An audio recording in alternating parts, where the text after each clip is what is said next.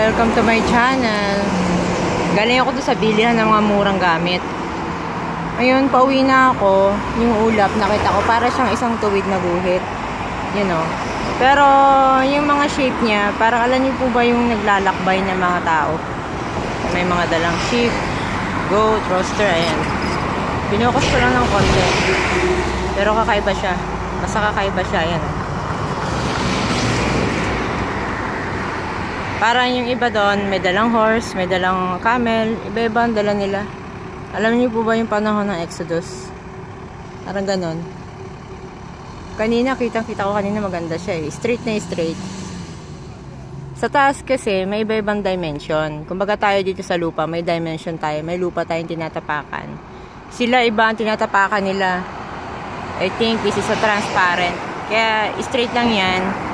Meron talagang dimension lang yung ulap kung hanggang saan lang sila. Tawin din sa taas niya. Parang meron din dyan. Yan, isang straight na yan. Ang ganda. Ayan. Wala, ang ganda niyang panoorin. Hindi naman po masyadong mainit ngayon. Mainit pero yung hangin malamig. Sabi nga sa akin ng babae, you know, in summertime, you will kill the weather will kill you because of 40 degrees. It's very hot.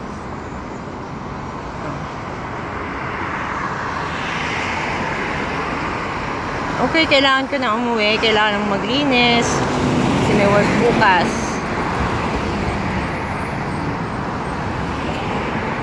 Bye.